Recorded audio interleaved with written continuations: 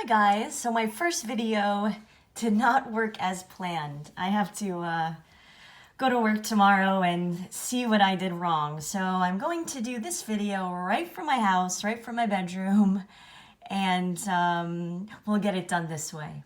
So this is the worksheet that you have in front of you that I gave you in class. And step number 1 is going to be make 2 pairs of equations.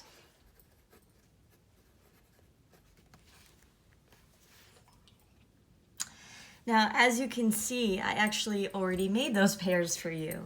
I made pair number 1, and I also made pair number 2.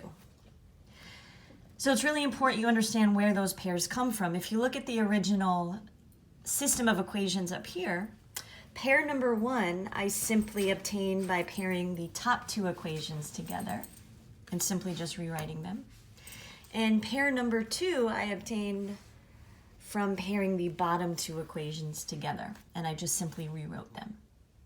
What's really important about step number 1 is that we are going to use linear addition, the procedure that we reviewed today in class, to eliminate the same variable from each pair. Huge emphasis on the same variable. So that means that you really do have a choice. You could eliminate the x's from both pairs, you could eliminate the y's from both pairs, or you could even eliminate the z's from both pairs. It really is your choice, and there's not one correct way to do it. Usually, however, if you look simultaneously at the pairs, there usually is an easier one to eliminate. And when I say easier, I just mean less work. If you look at pair number 1, notice that 2y and negative 2y will automatically, naturally just cancel each other out. 2x and x would not do that. Negative z and positive 3z would not do that. So for us, eliminating the y's from both pairs will probably be the least amount of work. So take a look at pair number 1, as we did in class today. We're going to eliminate 2y and negative 2y, and then simply add the 2 equations together. 2x and x is 3x. Negative z plus 3z is positive 2z, and 8 minus 9 is negative 1.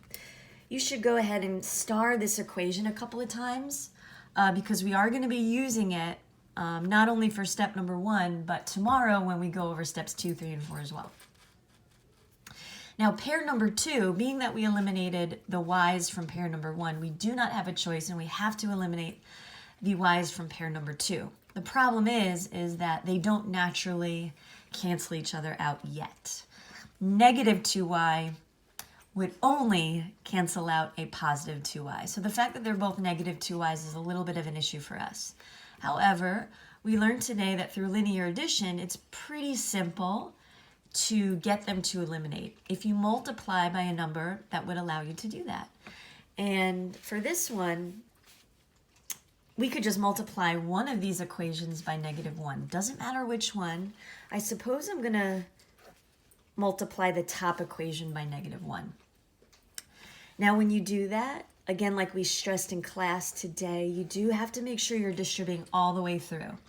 So that top equation is going to change somewhat. It's going to become negative 1x, positive 2y, minus 3z equals a positive 9. We didn't do anything to the bottom equation, so I'm going to go ahead and copy and paste that. And now I will add those 2 equations together. So 2y and negative 2y are gone. They eliminate, which is what we wanted. Negative 1x and 3x is positive 2x. Negative 3z plus 2z is negative 1z, or just negative z. And 9 minus 5 is 4. So Likewise, to this equation, you should star it a couple of times because in class tomorrow, we will be once again using that equation as well for steps 2, 3, and 4. So that really is it as far as what you're expected to have when we meet in class tomorrow. There is extra credit. If you feel inspired, you might be able to figure out what the next step would be. And if you're able to do that, you might even be able to keep going for steps 3 and 4. So 2 points extra credit if you can follow through and complete steps 2, 3, and 4, which would allow you to solve for all 3 variables. So you would get what x is equal to, y is equal, and z is equal to. I'll add those 2 points on your very last test for quarter number 1. And again, that's completely optional, but if you want to go for it, go for it. All right? You guys have a good rest of your night, and I hope this video turned out a little bit better than the first one I posted. Bye-bye. Oh, do you want to see my dog? She's hanging out with me. Hi, Lena. Her name is Lena.